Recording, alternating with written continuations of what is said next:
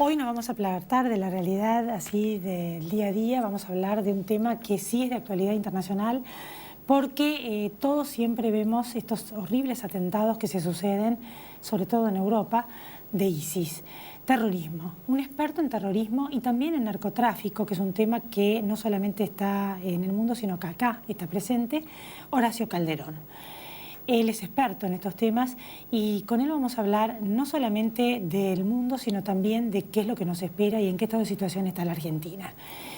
Antes, como les dije al principio, el terrorismo de estas características que tiene que ver con más que nada el fundamentalismo religioso, ha habido terrorismo de todo tipo y lo hay, separatistas, fuertemente nacionalistas, pero una característica que es lo que quizás también aterra, no es solamente diríamos, lo despiadados que son, sino también que son células que no se sabe en qué momento se disparan, como que no pertenecen a una estructura piramidal con un jefe y que uno sabe a qué atenerse. O sea, que ellos llaman a que todos aquellos que convivan en su ideología con ellos hagan un atentado. Entonces, en cualquier momento y en cualquier lugar. Más allá de que en el lugar donde están haciendo base, en Siria y en Irak, están retrocediendo. Pero todo esto lo va a explicar el experto. Yo antes les quiero hacer un breve comentario, porque justamente una de las razones que muchos analistas hace décadas vienen anunciando, que pueden ser motivo de guerras, no son ya el petróleo. Fíjense ustedes, en enero del año 1966, la revista Panorama habla sobre mañana tendremos sed, o sea, el agua. Mañana tendremos sed. Esta cámara, ¿no? O sea, el agua. Este recurso que es fundamental para la humanidad, donde en algún momento cuenta que probablemente en algún momento del futuro, o sea, muchos años después, y fíjense los años que pasaron, 1966, casi 50 años, iba a haber guerras por el agua. Entonces, por eso yo les quería comentar que la Argentina es uno de los países de un mayor reservorio de agua en el mundo. Aquí hay en la Argentina 6,4 millones de personas sin agua. En el año 66 había 12 millones. Agua potable me refiero. El 16% de la población en el 2015 acá no tiene agua, viviendo en villas y barrios carenciados. Y esto ocurre también en la zona rural y en la zona urbana. Tiene que ver y viene de la mano totalmente de la pobreza. Fíjense ustedes que en la humanidad solo el 2,5% del agua del planeta es agua dulce. El resto es salada. Y de ese 2,5, el 79% es hielo polar y glaciar. O sea que tampoco es fácil de utilizar. Solamente el 20% está en el estado líquido, pero que está en acuíferos difíciles de acceder. Y de este 20%, solo el 1% es dulce y está en un lugar superficial donde sí podemos acceder.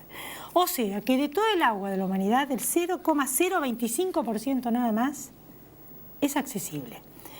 Así que fíjense ustedes, en el 2030 se espera una gran escasez, que el 47% de la población va a tener problema de agua. Fíjense ustedes el estado de situación en el cual nos encontramos, donde estos territorios son territorios donde está todo este horror de Medio Oriente, está el petróleo.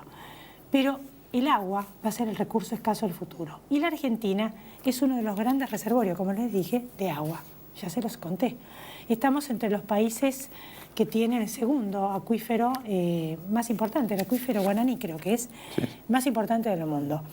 Y también esto está ubicado en la triple frontera, en Paraguay, Brasil y Uruguay y Argentina.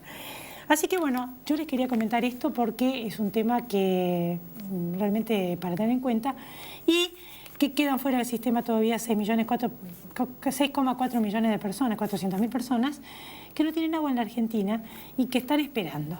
Y que esperemos que en el futuro sean tenidos en cuenta. Después de la pausa vamos a hablar con Horacio Calderón.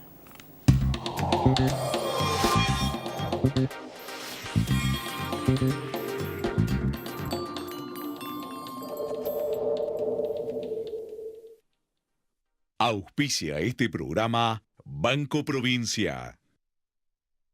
Llegó Más Simple, la herramienta para que los más grandes disfruten de la tecnología. Conseguirla llamando al 147 o ingresando en la web que está en pantalla.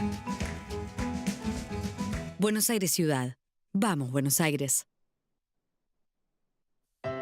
Es posible que tu aporte para cuidar el agua sea una gota en el océano, pero sin tu aporte, al océano le faltaría una gota. Es un mensaje de AISA.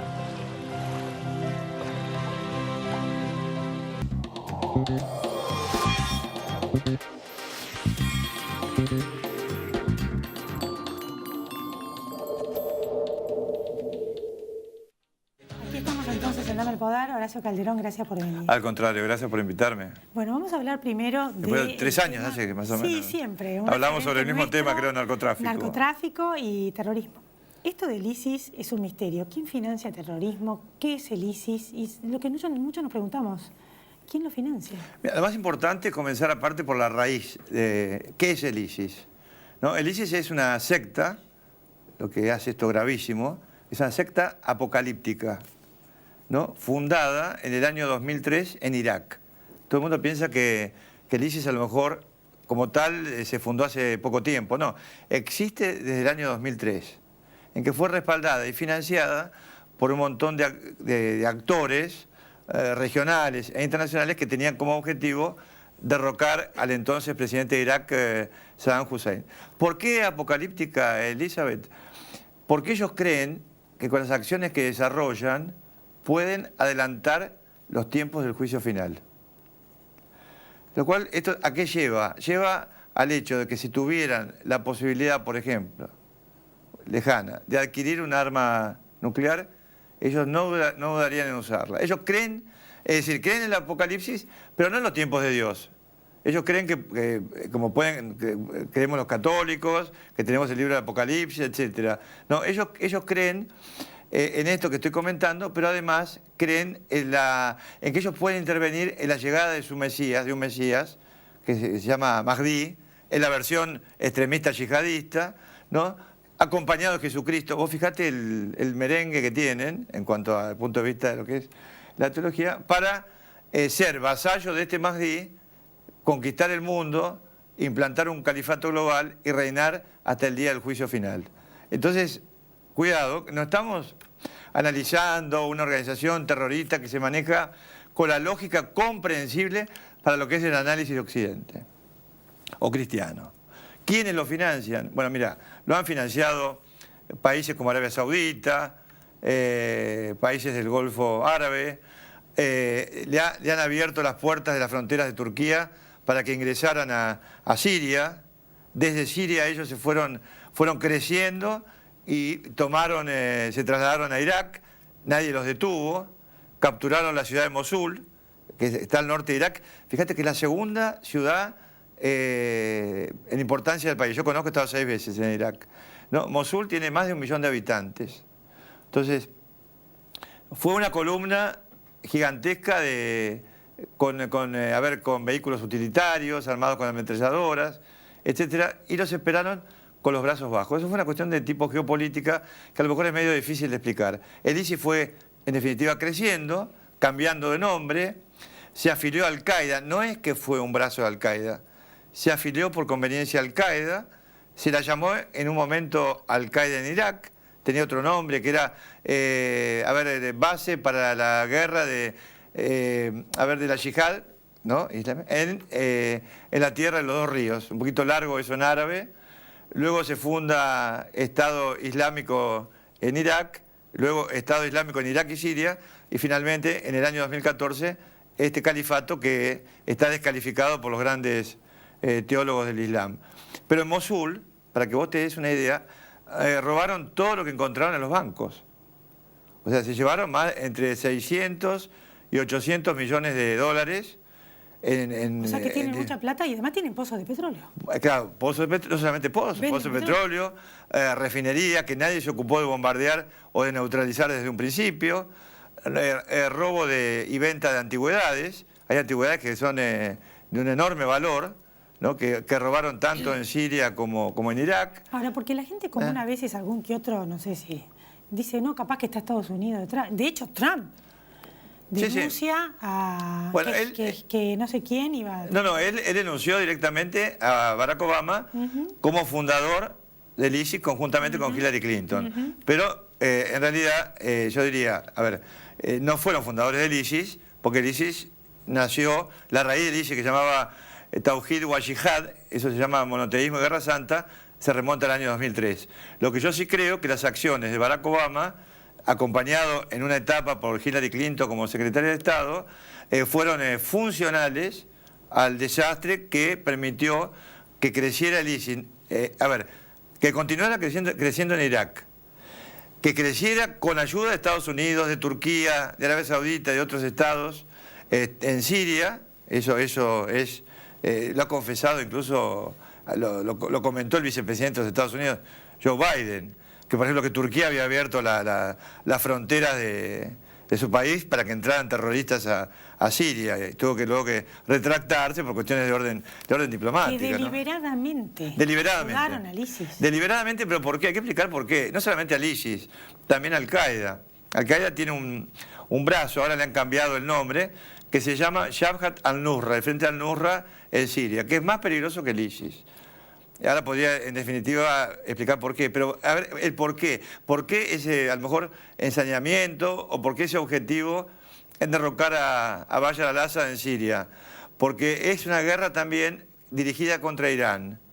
País con el cual yo, claro, no simpatizo, porque es un país también extremista. O sea, que Estados Unidos ayudó a todo el que resto. ISIS en Siria para derrocar al Assad, que es el dictador Exacto. que se perpetúa en el poder. Exacto. Y que luego de una revolución, un intento de democratizarla, reprimió al pueblo y sigue reprimiéndolo con la ayuda de Rusia, de China y de Irán. Sí, el tema... O sea, para atacar a Irán, ¿me equivoco? No. Ayudó a ISIS, Estados Unidos. Es decir, no solamente a ISIS, a todos los grupos terroristas que entraron en Siria. Porque, ¿qué pasa? ¿Qué sucede? En Siria, en un comienzo, obviamente hubo una rebelión contra el gobierno, que el gobierno sirio reprimió de manera sangrienta.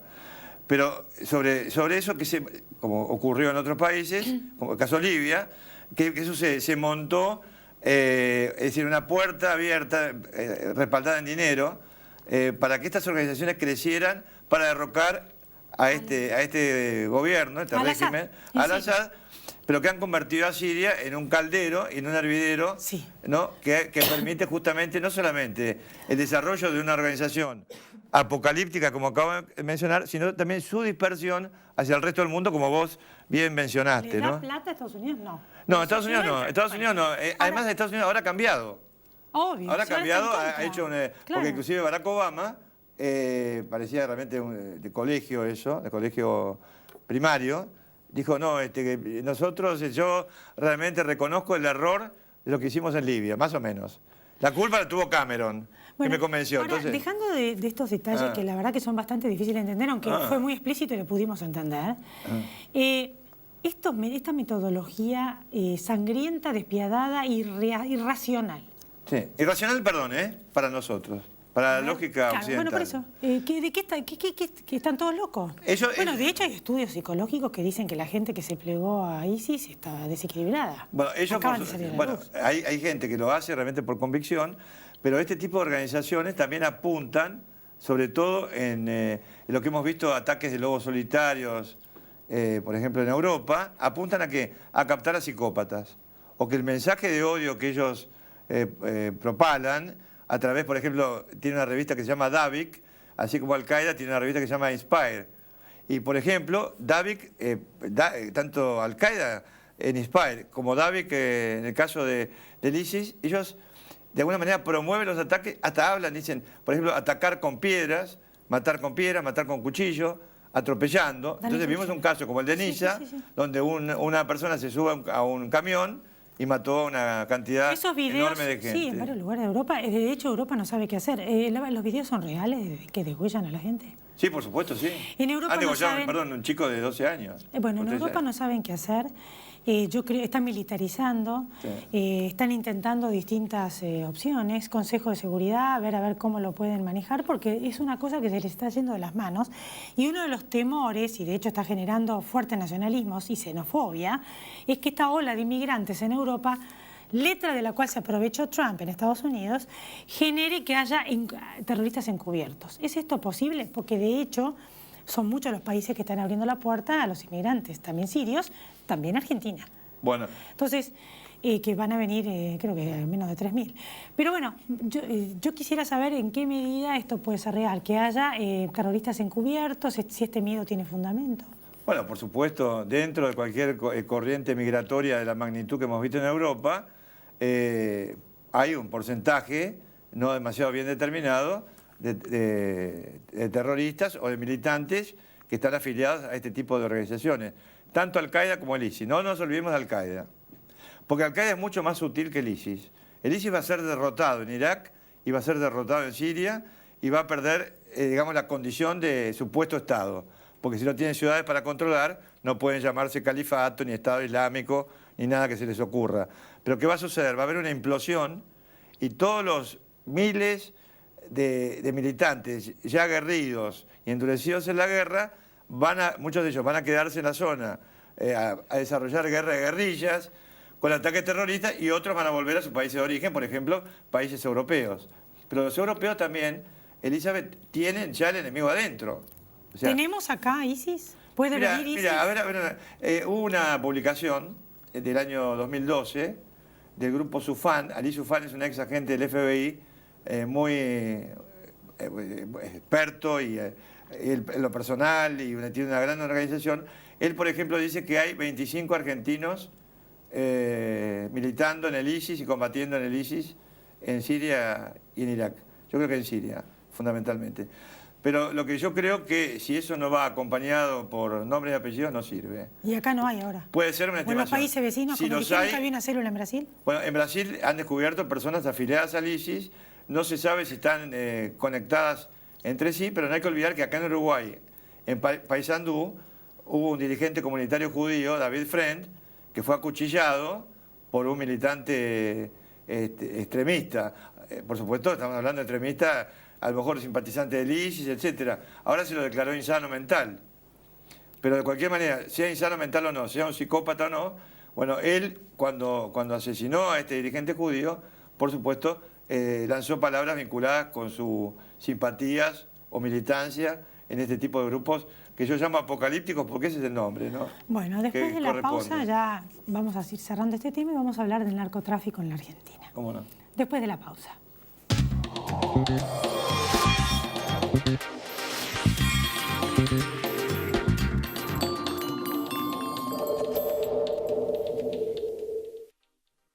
Auspició este programa Banco Provincia.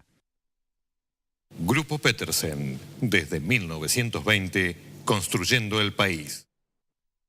Sí al 98% de cloacas, sí al 100% de agua potable y sí a la menor mortalidad infantil de América Latina.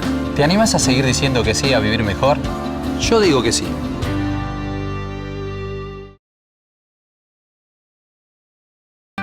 En Provincia Seguros, nuestro compromiso es con vos, porque te brindamos la tranquilidad de tener todo asegurado para que solo pienses en desarrollar tus proyectos tal como lo soñás. Llama al 0810-222-2444. Consulta con tu asesor de seguros o en nuestras sucursales. Provincia Seguros, una empresa del Grupo Provincia.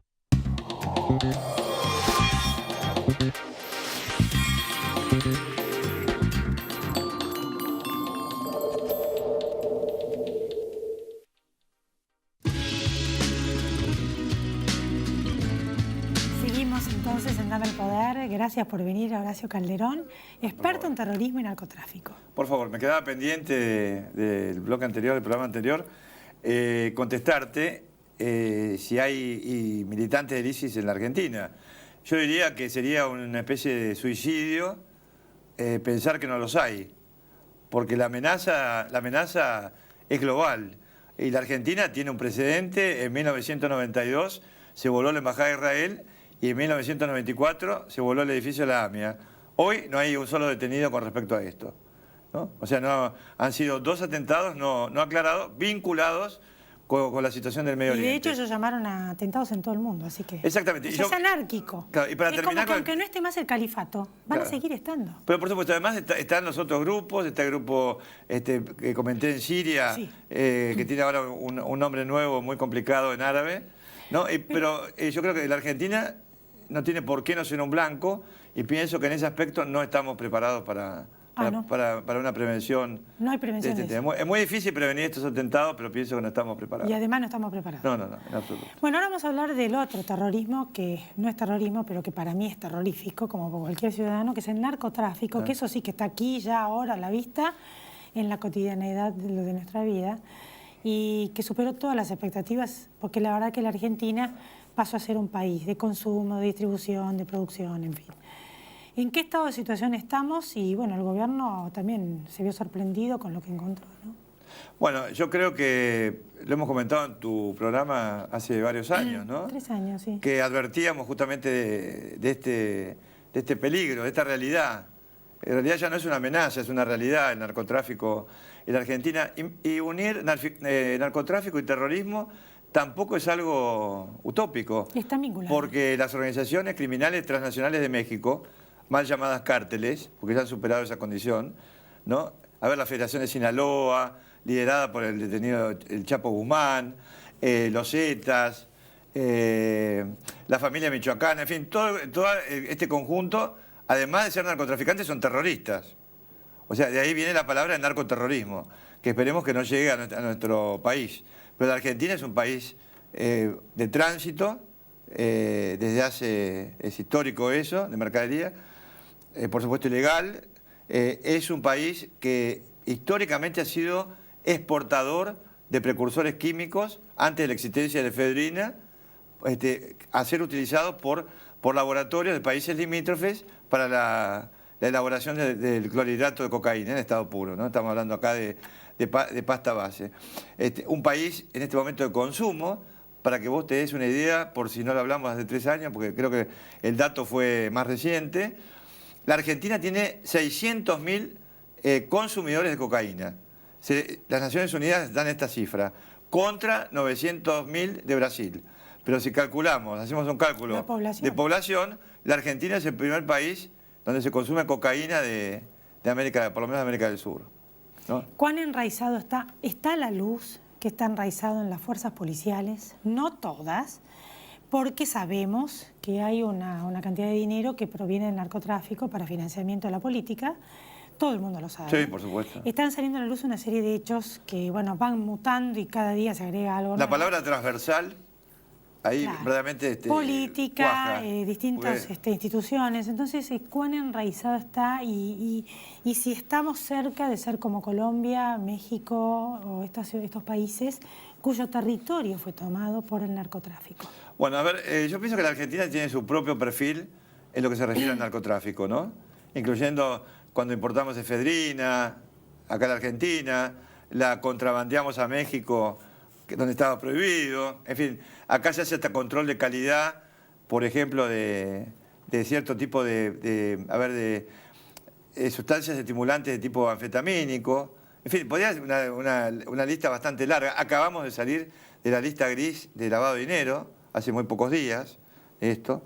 Pero la situación, para mi punto de vista, es realmente muy grave, porque además, está bien, uno puede hablar de fuerzas policiales, fuerzas de seguridad infiltradas, sobre todo, a lo mejor, en la medida que vamos ascendiendo hacia los países del norte y bajando hacia provincia de Buenos Aires, capital federal, etcétera. Pero acá el nudo gordiano de todo esto es la corrupción en los 3 poderes del Estado nacional y los 3 poderes de los estados provinciales de todo el país que permiten esto. O sea que acá, yo pienso, cuando acá me hablan de intervención de las Fuerzas Armadas, yo me pregunto con qué unidades contamos militares para bombardear, estamos hablando en sentido, por supuesto, figurado, a los corruptos de la Argentina, muchos de ellos funcionarios que permiten justamente el negocio de la droga en nuestro país y que corrompen a otros.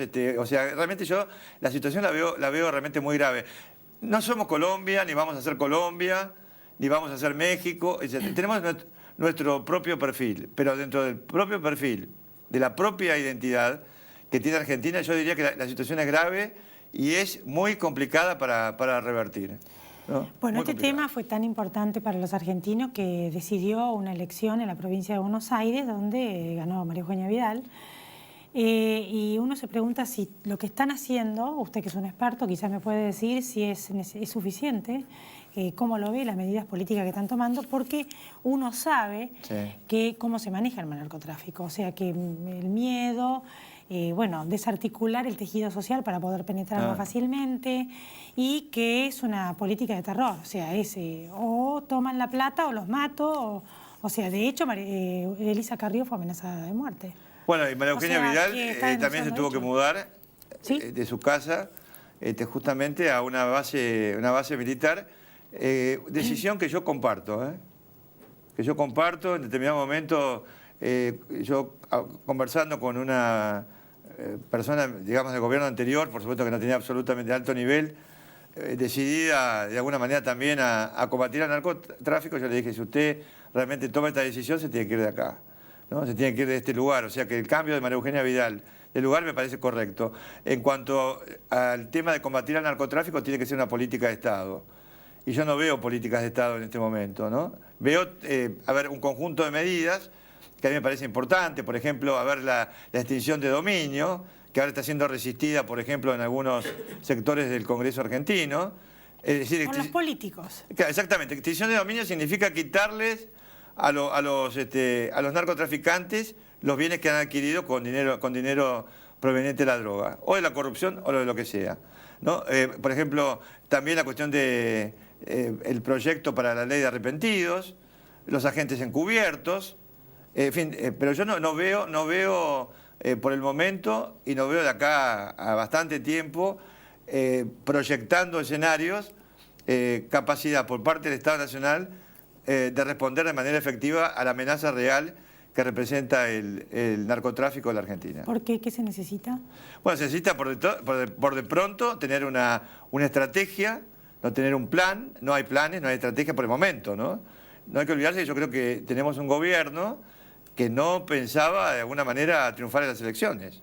O sea, yo creo que de no haber colocado a Aníbal Fernández de candidato a gobernador de la provincia de Buenos Aires, podía haber cambiado la historia. Entonces, tenemos un gobierno que no tiene masa crítica de funcionarios o de expertos o de especialistas en este momento que le sean afines, totalmente afines, dispuestos a colaborar para un plan, una estrategia sostenida en el tiempo, ¿no? O sea, yo creo en la buena voluntad de los funcionarios, ¿no? Salvo, por supuesto, de muchos que uno ha señalado y de alguna manera combatido, aunque más no sean los medios en el pasado. A lo mejor a veces sin dar nombres, ¿no? Porque si uno dice fulano, mengano o perengano, y después tiene que probarlo, ¿no? Entonces cuando uno acusa a una persona y después no lo puede probar, le está dando patente de honorabilidad. O sea que yo no soy demasiado optimista hoy. Yo creo que hay mucho para hacer y creo que no se hace hoy lo suficiente para poder combatir este flagelo. Gracias por haber estado acá. Por favor, un placer, a pesar de los temas. Gracias a todos ustedes por haber estado acá. Nos volvemos a encontrar en Dame el Poder. Pásenla bien.